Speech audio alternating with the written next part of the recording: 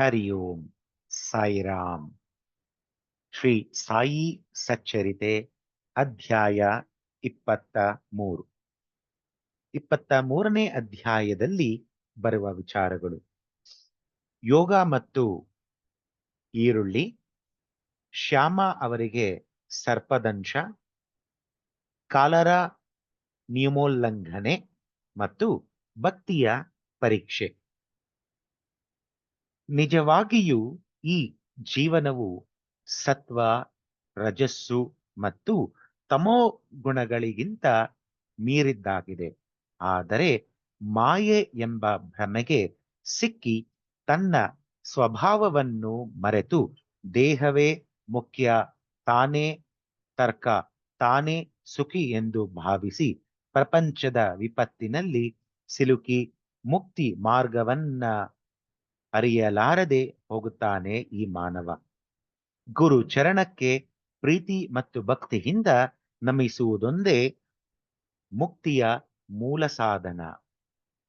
ಪ್ರತಿಭಾನ್ವಿತರಾದ ಶ್ರೀ ಸಾಯಿಬಾಬಾ ತಮ್ಮ ಭಕ್ತರನ್ನು ಸಂತಸಗೊಳಿಸಿ ಅವರನ್ನು ತಮ್ಮ ಸ್ವಭಾವಕ್ಕೆ ಪರಿವರ್ತಿಸುತ್ತಿದ್ದರು. ನಾವು ಶ್ರೀ ಸಾಯಿಬಾಬಾ ಅವರನ್ನು ಪರಮಾತ್ಮನ ಅವತಾರ ರೂಪವೆಂದು ತಿಳಿದು ಗೌರವಿಸುತ್ತೇವೆ. ಆದರೆ ಬಾಬಾ ಯಾವಾಗಲೂ ನಾನು ದೇವರ ಸೇವಕ ಮತ್ತು ವಿಧೇಯ ಎಂದು ಹೇಳುತ್ತಿದ್ದರು. ಅವರು ಅವತಾರ ರೂಪಿಗಳಾಗಿ ಜನರಿಗೆ ತಮ್ಮ ತಮ್ಮ ಧರ್ಮಗಳನ್ನು ಚಾಚು ತಪ್ಪದೆ ಪಾಲಿಸಿಕೊಂಡು ಬರಬೇಕೆಂದು ಹೇಳಿ ಅವರನ್ನು ಸನ್ಮಾರ್ಗ ಪ್ರವರ್ತಕರನ್ನಾಗಿ ಮಾಡಲು ಶ್ರಮಿಸಿದರು. ಅವರು ಯಾರೊಡನೆಯೂ ಪೈಪೋಟಿ ಮಾಡುತ್ತಿರಲಿಲ್ಲ ಮತ್ತು ಯಾರನ್ನೂ ನಿಂದಿಸುತ್ತಿರಲಿಲ್ಲ. ಸಕಲ ಚರಾಚರಗಳಲ್ಲಿ ಪರಮಾತ್ಮನನ್ನು ಕಂಡ ಅವರಲ್ಲಿ ವಿನಯ, ನಮ್ರತೆಗಳಿದ್ದವು. ಮೂಢರನ್ನು, ಅಧರ್ಮಿಗಳನ್ನು ಸರಿಯಾದ ಹಾದಿಗೆ ತರುವುದಕ್ಕಾಗಿ ಮತ್ತು ಧರ್ಮವನ್ನು ಪ್ರತಿಷ್ಠಾಪಿಸುವುದಕ್ಕಾಗಿ ಸಂತರು ಅವತಾರ ತಾಳುತ್ತಾರೆ ಎಂಬುದು ನಮಗೆ ತಿಳಿದ ವಿಷಯ. ನಾವು ಪೂರ್ವ ಜನ್ಮದಲ್ಲಿ ಸುಕೃತ ಮಾಡಿದ್ದರೆ ಮಾತ್ರ ಅಂತಹ ಸಂತರ ಸಂಪರ್ಕ ಲಭಿಸುವುದು. ಯೋಗ ಮತ್ತು ಈರುಳ್ಳಿ. ಒಂದು ಸಾರಿ ಯೋಗ ಸಾಧಕರೊಬ್ಬರು ನಾನಾ ಸಾಹೇಬ್ ಚಾಂದೋರ್ಕರ್ ಅವರ ಸಂಗಡ ಶಿರ್ಡಿಗೆ ಬಂದರು. ಅವರು ಪತಂಜಲಿ ಮೊದಲಾದ ಯೋಗ ಸೂತ್ರಗಳನ್ನು ಓದಿದ್ದರೇ ಹೊರತು ಅವರಿಗೆ ಪ್ರಾಯೋಗಿಕವಾಗಿ ಪರಿಶ್ರಮವಿರಲಿಲ್ಲ. ತಮ್ಮ ಮನಸ್ಸನ್ನು ಕೇಂದ್ರೀಕರಿಸಿ ಒಂದು ಕ್ಷಣಕಾಲವಾದರೂ ಸಮಾಧಿ ಸ್ಥಿತಿಯಲ್ಲಿ ಇಡಲಾಗುತ್ತಿರಲಿಲ್ಲ. ಸಾಯಿಬಾಬಾರವರ ಕೃಪೆಯಾದರೆ ದೀರ್ಘಕಾಲ ಸಮಾಧಿ ಸ್ಥಿತಿಯಲ್ಲಿ ಇರಬಹುದೆಂದು ಭಾವಿಸಿ ಶಿರ್ಡಿಗೆ ಬಂದು ಮಸೀದಿಯನ್ನು ಅವರು ಪ್ರವೇಶಿಸಿದರು. ಆಗ ಈರುಳ್ಳಿಯನ್ನು ತಿನ್ನುತ್ತಿದ್ದ ಬಾಬಾ ಅವರನ್ನು ಕಂಡ ಕೂಡಲೇ ಅವರು ಮನಸ್ಸಿನಲ್ಲಿ ಒಣಗಿದ ರೊಟ್ಟಿ ಮತ್ತು ಈರುಳ್ಳಿ ತಿನ್ನುವ ಫಕೀರನಿಂದ ನನಗೆ ಏನು ಪ್ರಯೋಜನ ಎಂದುಕೊಂಡರು. ಸಾಯಿಬಾಬಾ ಆ ಗೃಹಸ್ಥರ ಮನದ ಇಂಗಿತವನ್ನು ಅರಿತು ಕಾಕಾ ಸಾಹೇಬರಿಗೆ ಯಾರಿಗೆ ಈರುಳ್ಳಿಯನ್ನು ತಿಂದು ಜೀರ್ಣಿಸಿಕೊಳ್ಳುವ ಶಕ್ತಿ ಇರುವುದೋ ಅವರು ಮಾತ್ರ ಅದನ್ನು ತಿನ್ನಬಲ್ಲರು, ಇತರರಿಗೆ ತಿನ್ನಲು ಶಕ್ಯವಿಲ್ಲ ಎಂದು ಹೇಳಿದರು. ಈ ಮಾತು ಕೇಳಿದ ಆ ಸಾಧಕರಿಗೆ ಆಶ್ಚರ್ಯವಾಯಿತು. ಬಾಬಾರವರ ಪಾದಗಳಿಗೆ ಶರಣು ಹೊಂದಿದರು.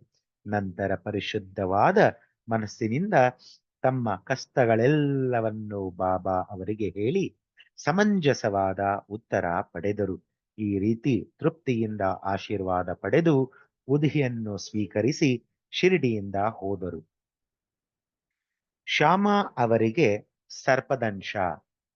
ಈ ಹಿಂದಿನ ಅಧ್ಯಾಯದಲ್ಲಿ ಬಾಬಾರವರು ಹೇಗೆ ಅನಾಹುತಗಳನ್ನು ನಿರೀಕ್ಷಿಸುತ್ತಿದ್ದರು ಮತ್ತು ಮಿರೀಕರರನ್ನು ಹೇಗೆ ಕಾಪಾಡಿದರು ಎಂಬುದನ್ನು ತಿಳಿಸಿದ್ದೇವಷ್ಟೆ. ಈಗ ಇದಕ್ಕಿಂತ ಅದ್ಭುತವಾದ ಕಥೆಯನ್ನು ಕೇಳಿರಿ. ಒಂದು ದಿನ ಶ್ಯಾಮ ಅವರು ವಿಷಪೂರಿತವಾದ ಸರ್ಪದಿಂದ ಕಚ್ಚಲ್ಪಟ್ಟರು. ಕಿರುಬೆರಳಿಗೆ ಸರ್ಪವು ಕೆಡಿದಿದ್ದರಿಂದ ವಿಷವು ದೇಹಕ್ಕೆಲ್ಲ ವ್ಯಾಪಿಸಿತು.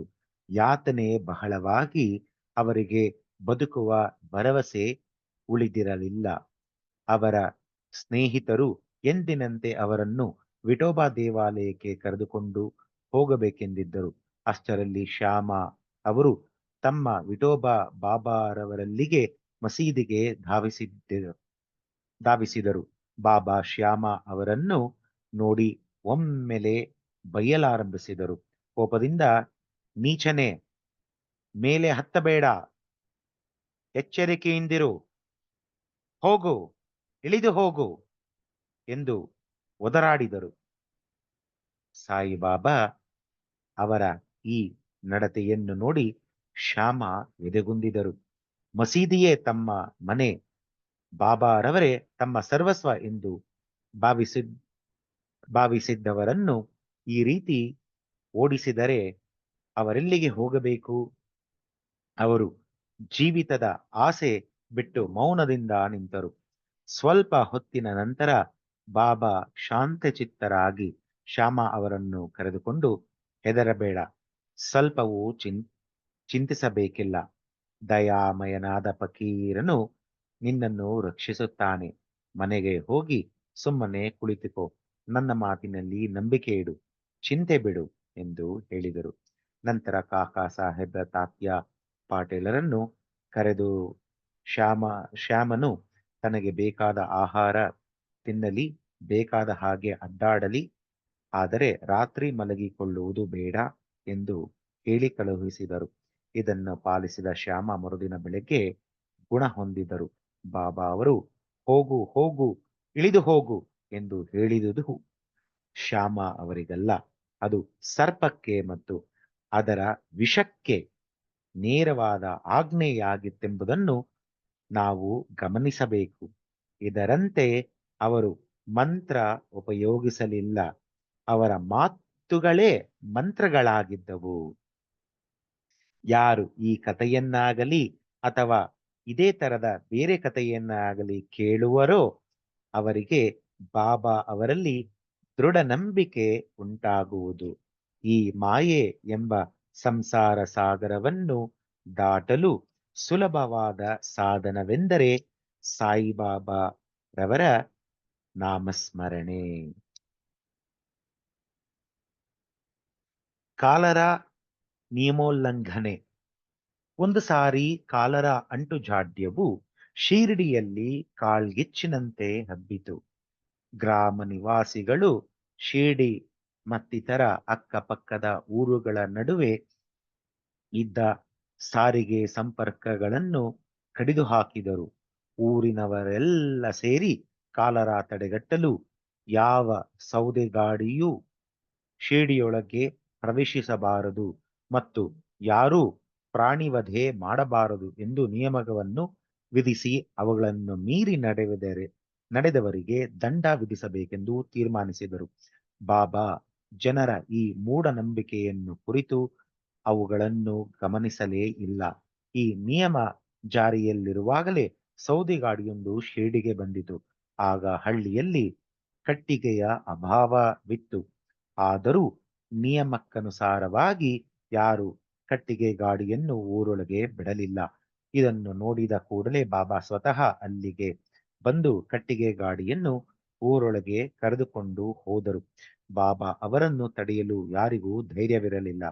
ಧುನಿಗೆ ಕಟ್ಟಿಗೆ ಬೇಕಾಗಿದ್ದುದರಿಂದ ಎಲ್ಲ ಕಟ್ಟಿಗೆಯನ್ನು ಅವರೇ ಕೊಂಡರು.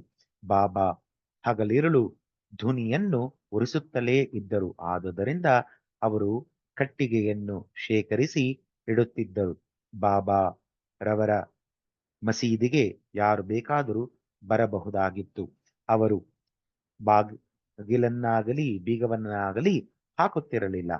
ಕೆಲವು ಬಡವರು ತಮಗೆ ಬೇಕಾದಾಗ ಮಸೀದಿಯಿಂದ ಕಟ್ಟಿಗೆ ತೆಗೆದುಕೊಂಡು ಹೋಗುತ್ತಿದ್ದರು. ಅದಕ್ಕೆ ಬಾಬಾ ಎಂದೂ ಬೇಡವೆನ್ನುತ್ತಿರಲಿಲ್ಲ. ಪ್ರಪಂಚದಲ್ಲೆಲ್ಲ ಪರಮಾತ್ಮ ವ್ಯಾಪಿಸುತ್ತಾನೆ ಎಂಬುದನ್ನು ಅವರು ಮನಗಂಡಿದ್ದರು. ಯಾರಲ್ಲಿಯೂ ದ್ವೇಷ ಬೆಳೆಸುತ್ತಿರಲಿಲ್ಲ. ಬಾಬಾ ವಿರಕ್ತರಾಗಿದ್ದರೂ ಸಾಮಾನ್ಯ ಜನರಂತೆ ಎಲ್ಲರೊಡನೆ ಕಲೆತು ಮಾರ್ಗದರ್ಶಕರಾಗಿದ್ದರು. ಭಕ್ತಿಯ ಪರೀಕ್ಷೆ.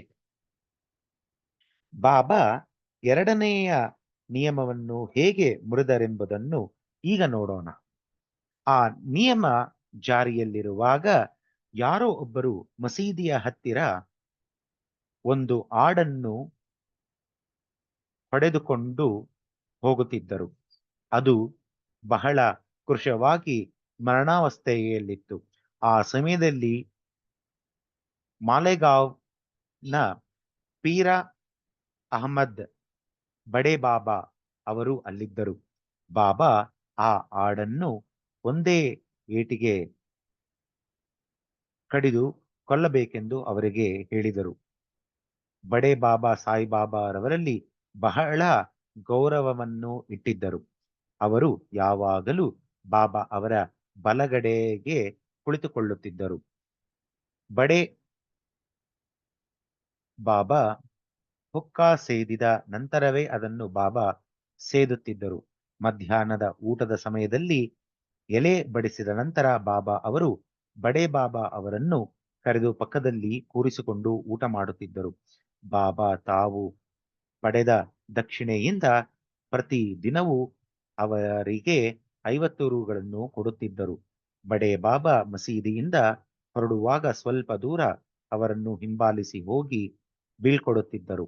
ಅವರ ಮೇಲೆ ಅಷ್ಟೊಂದು ಬಾಬಾರವರ ಪ್ರೀತಿ, ವಿಶ್ವಾಸ ಮತ್ತು ಆದರ. ಬಾಬಾ ಅವರು ಆಡನ್ನು ವಧಿಸು ಎಂದು ಹೇಳಿದುದನ್ನು ಕೇಳಿ ಅವರು ಕಾರಣವಿಲ್ಲದೆ ಅದನ್ನೇಕೆ ವಧಿಸಬೇಕು ಎಂದು ಹೇಳಿ ನಿರಾಕರಿಸಿದರು. ನಂತರ ಬಾಬಾ ಶ್ಯಾಮ ಅವರಿಗೆ ಆಜ್ಞಾಪಿಸಿದರು. ಶ್ಯಾಮ ಕೂಡಲೇ ರಾಧಾಕೃಷ್ಣ ಮನೆಯಿಂದ ಚೂರಿಯನ್ನು ತಂದು ಬಾಬಾ ಅವರ ಮುಂದಿಟ್ಟರು. ರಾಧಾಕೃಷ್ಣ ಮಾಯಿಗೆ ಸಮಾಚಾರ ತಿಳಿಯಿತು. ಆದ್ದರಿಂದ ಅವರು ಶ್ಯಾಮ ಅವರನ್ನು ಕರೆದು ಚೂರಿಯನ್ನು ಮರಳಿ ಕೊಡುವಂತೆ ಹೇಳಿದರು. ಶ್ಯಾಮ ಬೇರೆ ಚೂರಿಯನ್ನು ತೆಗೆದುಕೊಂಡು ಬರುವೆನೆಂದು ಹೇಳಿ ಹೊರಟು ಹೋಗಿ ಹಿಂದಿರುಗಲೇ ಇಲ್ಲ. ನಂತರ ಕಾಕಾ ಸಾಹೇಬರ ಸರದಿ ಬಂದಿತು. ಅವರು ಪುಟವಿಟ್ಟ ಚಿನ್ನ ಆದರೂ ಪರೀಕ್ಷಿಸಲೇಬೇಕಿತ್ತು. ಬಾಬಾ ಅವರು ದೀಕ್ಷಿತರ ಕೈಗೆ ಚೂರಿ ಕೊಟ್ಟು ಆಡನ್ನು ವಧಿಸಲು ಆಜ್ಞೆ ಮಾಡಿದರು. ಕೂಡಲೇ ಕಾಕಾ ಆಜ್ಞೆ ಪಾಲಿಸಲು ಸಿದ್ಧರಾದರು. ಕಾಕಾ ಸಾಹೇಬ್ ಶುದ್ಧ ಬ್ರಾಹ್ಮಣರು. ಪ್ರಾಣಿವಧೆ ಅವರಿಂದ ಕನಸಿನಲ್ಲಿಯೂ ಆಗದ ಮಾತು. ಹಿಂಸಾತ್ಮಕ ವಿಚಾರಗಳಿಗೆ ಹಿಂಜರಿಯುತ್ತಿದ್ದ ಅವರು ಆಡನ್ನು ವಧಿಸಲು ನಿಶ್ಚಯ ಮಾಡಿದರು. ಅಲ್ಲಿದ್ದವರೆಲ್ಲರೂ ಮಹಮ್ಮದೀಯರಾದ ಬಡೆ ಬಾಬಾ ಅವರೇ ಸಮ್ಮತಿಸಲಿಲ್ಲ. ಈ ಅಂಜು ಬುರುಕ ಬ್ರಾಹ್ಮಣ ಹೇಗೆ ಸಮ್ಮತಿಸಿದರು ಎಂದು ಅಚ್ಚರಿಗೊಂಡರು. ಧೋತರ ಏರಿಸಿ ಕೈಯನ್ನು ಮೇಲಕ್ಕೆತ್ತಿ ಬಾಬಾರವರ ಕೊನೆಯ ಆಜ್ಞೆಯನ್ನು ಕಾಕಾ ನಿರೀಕ್ಷಿಸುತ್ತಾ ಇದ್ದರು. ಆಗ ಬಾಬಾ ಏನು ಯೋಚಿಸುತ್ತಿದ್ದೀರ, ಕೊಲ್ಲು ಎಂದು ನುಡಿದರು. ಆಗ ಕಾಕಾ ತಕ್ಷಣ ಆಡಿಗೆ ಹೊಡೆಯುವವರಿದ್ದರು. ಕೂಡಲೇ ಬಾಬಾ ನಿಲ್ಲು, ನೀನೆಷ್ಟು ಕಠಿಣ ಹೃದಯದವನು, ಅದನ್ನೇಕೆ ಕೊಲ್ಲುವೆ ಎಂದು ಅವರನ್ನು ತಡೆದರು. ಆಗ ಕಾಕಾ ಸಾಹೇಬರು ಚೂರಿಯನ್ನು ಕೆಳಗೆ ಇಟ್ಟು, ಬಾಬಾ, ನಿಮ್ಮ ಅಮೃತವಾಣಿಯೇ ನಮಗೆ ಶಾಸನ. ನಮಗೆ ಇತರ ನಿಯಮಗಳು ತಿಳಿದಿಲ್ಲ. ನಾವು ನಿಮ್ಮನ್ನೇ ನಂಬಿರುವೆವು. ಯಾವುದು ಹಿತಕರ ಮತ್ತು ಯಾವುದು ಅಹಿತಕರ ಎಂಬ ಬಗ್ಗೆ ನಮಗೆ ಪರಿವೇ ಇಲ್ಲ ಮತ್ತು ಅದನ್ನು ಚಿಂತಿಸುವ ಗೊಡವೆಗೂ ಸಹ ನಾವು ಹೋಗುವುದಿಲ್ಲ. ಗುರುವಿನ ಆಜ್ಞೆಯಂತೆ ಚಾಚೂ ತಪ್ಪದೆ ನಡೆದುಕೊಳ್ಳುವುದೇ ನಮ್ಮ ಧರ್ಮ ಎಂದರು. ಆಗ ಬಾಬಾ ತಾವೇ ಅದರ ಆಹುತಿಯನ್ನು ಮಾಡುವೆನೆಂದು ಹೇಳಿದರು. ಫಕೀರರು ತಂಗುವ ತಕಿಯಾ ಎಂಬ ಸ್ಥಳದಲ್ಲಿ ಅದರ ಆಹುತಿ ಮಾಡಬೇಕೆಂದು ಎಲ್ಲರೂ ನಿರ್ಧರಿಸಿದರು. ಆದರೆ ಅದು ಮಾರ್ಗದಲ್ಲಿಯೇ ಮರಣ ಹೊಂದಿತು. ಹೇಮಾಡ್ ಪಂತರು ಶಿಷ್ಯರನ್ನು ಈ ಕೆಳಕಂಡಂತೆ ವಿಂಗಡಿಸಿ ಈ ಅಧ್ಯಾಯವನ್ನು ಮುಗಿಸುತ್ತಾರೆ. ಉತ್ತಮ ಶಿಷ್ಯರು, ಮಧ್ಯಮ ಶಿಷ್ಯರು ಹಾಗೂ ಸಾಮಾನ್ಯ ಶಿಷ್ಯರು. ಗುರುವಿಗೆ ಏನು ಬೇಕು ಎಂಬುದನ್ನು ಅರಿತು ಅವರ ಆಜ್ಞೆಗಾಗಿ ಕಾಯದೆ ಅವರ ಸೇವೆ ಮಾಡುವವರು ಮೊದಲನೆಯ ವರ್ಗಕ್ಕೆ ಅಂದರೆ ಉತ್ತಮ ಶಿಷ್ಯ ವರ್ಗಕ್ಕೆ ಸೇರಿದವರು. ಅವರ ಆಜ್ಞೆಯನ್ನು ಪರಿಪಾಲಿಸುವವರು ಎರಡನೇ ವರ್ಗಕ್ಕೆ ಅಂದರೆ ಮಧ್ಯಮ ಶಿಷ್ಯ ವರ್ಗಕ್ಕೆ ಸೇರಿದವರು. ಗುರುವಿನ ಆಜ್ಞೆಯನ್ನು ಪಾಲಿಸದವರು ಮತ್ತು ತಮ್ಮ ಕರ್ತವ್ಯವನ್ನು ಮುಂದೂಡುವವರು ಮೂರನೇ ವರ್ಗಕ್ಕೆ ಅಂದರೆ ಸಾಮಾನ್ಯ ಶಿಷ್ಯ ವರ್ಗಕ್ಕೆ ಸೇರಿದವರು. ಶಿಷ್ಯರಿಗೆ ಗುರುವಿನಲ್ಲಿ ದೃಢವಾದ ನಂಬಿಕೆ ಇರಬೇಕು. ಆಗ ಅವರು ತಾಳ್ಮೆಯಿಂದ ಆಧ್ಯಾತ್ಮಿಕ ಗುರಿಯನ್ನು ಮುಟ್ಟಲು ಸಾಧ್ಯವಾಗುವುದು.